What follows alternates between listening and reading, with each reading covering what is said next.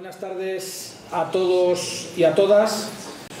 Muchísimas gracias por haber asistido a esta presentación para compartir con nosotros este espacio de reflexión, este espacio de vivencia, este trozo de vida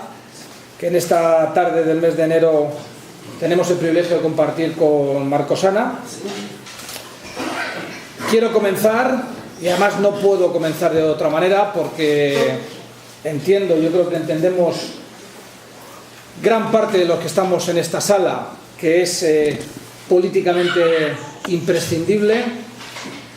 es humanamente imprescindible y es sentimentalmente imprescindible comenzar este acto con un fraterno recuerdo a nuestra camarada y amiga Concha Carretero, que se nos ha ido como del rayo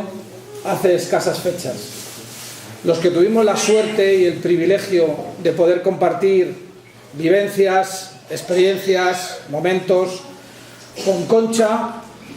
tenemos la suerte de constatar su ejemplo de compromiso, su ejemplo de actitud,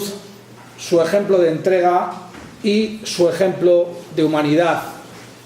Un beso siempre para Concha, que siempre estará con nosotros, siempre caminará con nosotros. Retomando,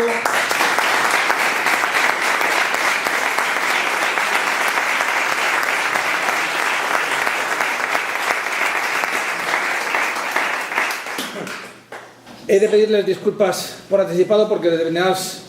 vicisitudes de carácter familiar y personal me van a hacer abandonar de manera subrepticia este acto antes de lo que yo hubiese deseado, y el que avisa no es traidor y les pido disculpas de antemano. Pero en todo caso, desde luego es un inmenso honor que rompe con la más mínima humildad de este que les habla, y es un inabarcable placer iniciar esta presentación de una nueva obra de nuestro amigo y camarada Marcos Ana. Como diría Antonio Machado, los que tenemos el privilegio, el honor y la suerte de conocer a Marcos, repito, como diría Antonio Machado, es una buena persona, es un buen hombre, en el buen sentido de la palabra bueno, que diría nuestro otro poeta. Sus libros, su actitud, nos confirman sin duda alguna nuestro propio compromiso y nos reconcilian en gran medida con la vida que nos está tocando transcurrir en estos días que nos están tocando convivir. Su ejemplo y compromiso nos recuerda, pero también nos obliga a que no tenemos derecho a dejar de intentar conseguir un mundo mejor, una sociedad mejor. Reflexionando, a veces tengo la impresión de que, como no se pudo ganar en aquel crucial pulso histórico que fue la guerra de España, la derecha española cree que las gentes de este país nunca más podremos optar por transformar la realidad de esta nuestra España que nos duele. Eso parece explicar muchas de las actitudes de esta derechona, prepotente, arrogante, zafia, con una desfachatez que la caracteriza, a las que estamos asistiendo en los últimos tiempos que nos ha tocado vivir. Tiempos duros que sin duda requieren redoblar nuestro compromiso y requieren redoblar sin duda alguna nuestro esfuerzo. Sin embargo, tiempos incomparablemente mucho más livianos que los que les tocó vivir a Marcos o a Concha. Vivimos en una España que no nos gusta, en un mundo que tampoco nos gusta, pero ahí están figuras, ejemplos como Concha, como Marcos, que nos confirman sin duda alguna que la rebeldía ante la injusticia es mucho más que una actitud, un compromiso solidario con todo el género humano. Yo sin más les agradezco nuevamente su presencia y le doy la palabra a Juan Ramón Sanz.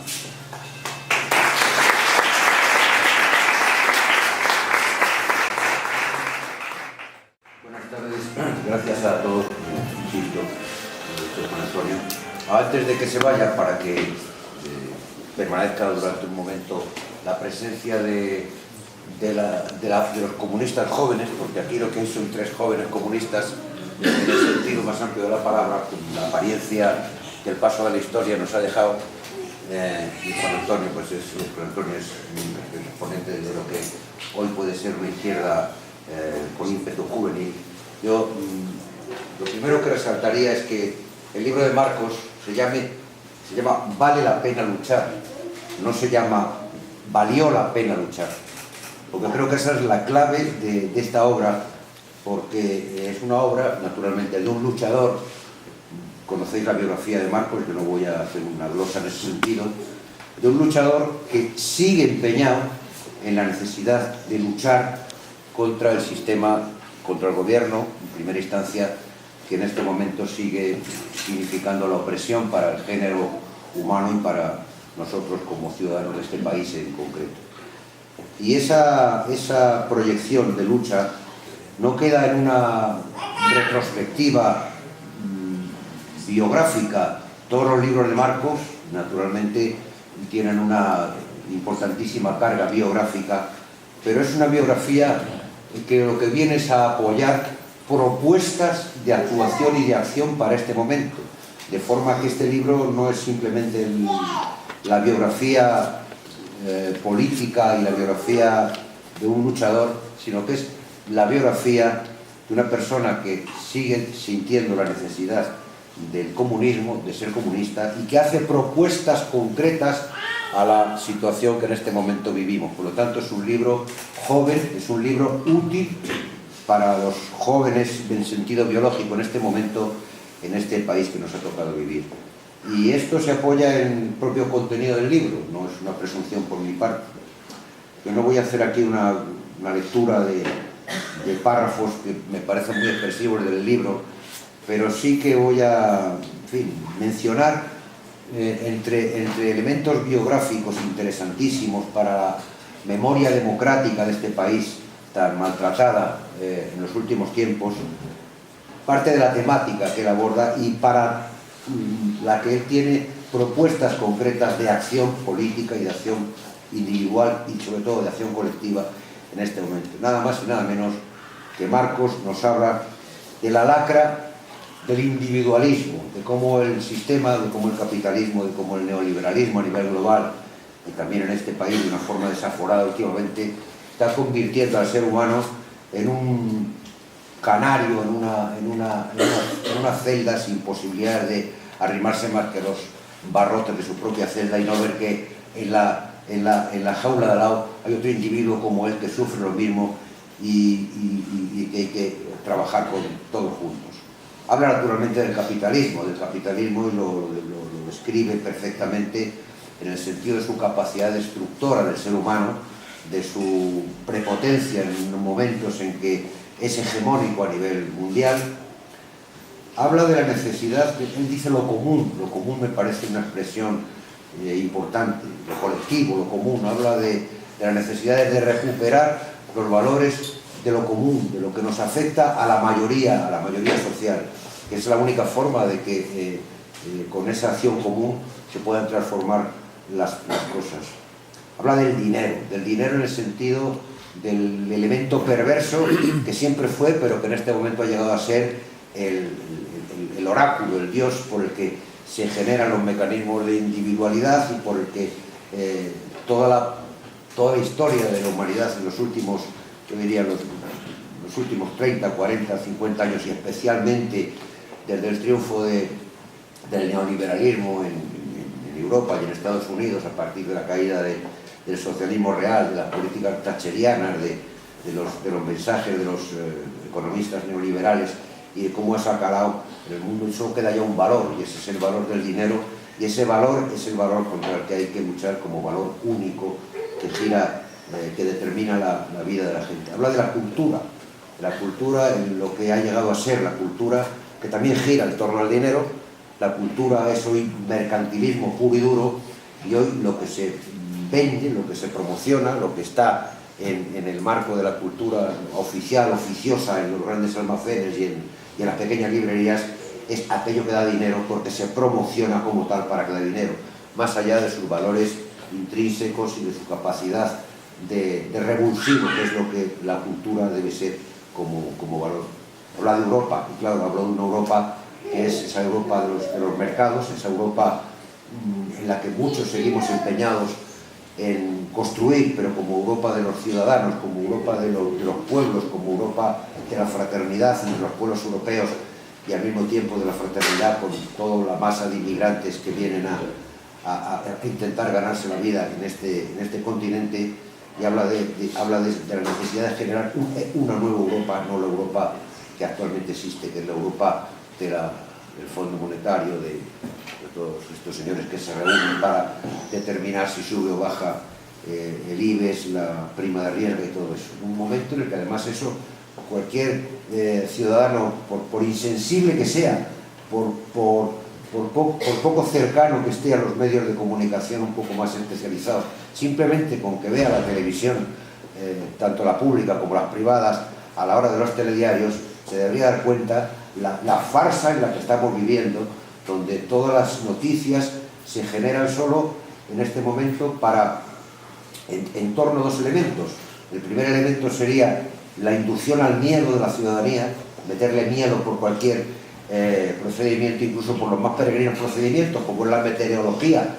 Antes decían que venía una tormenta grandísima, ahora ya no son la ciclogénesis explosiva. Y lo último que ha pasado eso son el vórtice polar, que es que hace un frío del copón en los Estados Unidos. Eso, y al final todo eso y todo lo demás es simplemente mecanismos, porque el miedo a su vez es el que induce el individualismo, la pasividad, y ese es el mejor mecanismo para la explotación del ser humano. Habla, por supuesto, de la memoria democrática, pero la memoria democrática en un sentido de saber cómo está vapuleada la memoria democrática, y que todo lo que se ha hecho, incluida la última ley de memoria, es simplemente un parcheo frente a lo que en este momento significa ya la vergüenza a nivel continental y a nivel mundial. Ya le están sacando a este gobierno los colores en Europa por su falta de sensibilidad y por su falta de rigor político a la hora de afrontar en este país de una vez para siempre lo que es la rehabilitación y la reivindicación de los luchadores que murieron por la defensa de la libertad. Y habla, como no, del socialismo, de que el socialismo sigue siendo la idea central, la única idea que puede conducir a la humanidad a su perfeccionamiento y a su emancipación. Y en ese sentido habla de algo más concreto, más pegado a la realidad de todos los días, que es que ese socialismo, para que ese socialismo sea posible, es imprescindible ser comunista. Él lo dice en esos términos, ser comunista en el sentido de lo que el comunismo significa como idea emancipadora. Y habla de, naturalmente ya concretando más en la situación española, del Partido Popular, de lo que ha significado su triunfo en este país y de lo que ha significado el correlato, el descrédito de la política. No es que el PP haya sido el único que ha incurrido en desacreditar la política con sus comportamientos, pero lo que está pasando desde que gobierna el Partido Popular en España es que ese descrédito de la política, esa desafección por lo común, por lo colectivo, por la política, se ha incrementado muchísimo. Y esa es la vía, lo dice también en el libro, de cosas horrorosas que pueden pasar en un país cuando la gente deja de pensar que la política es el instrumento útil para transformar la sociedad.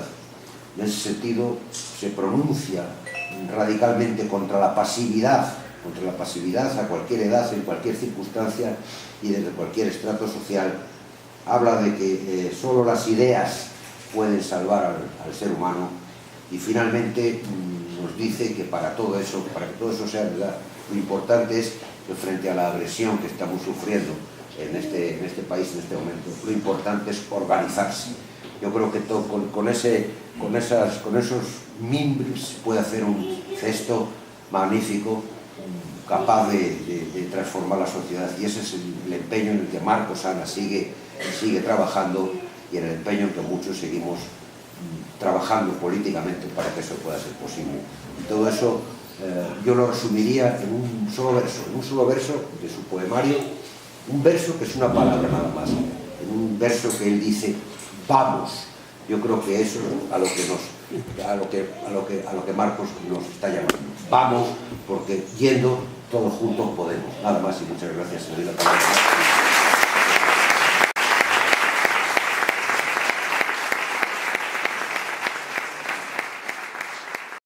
Bueno, para mí ha sido una sorpresa.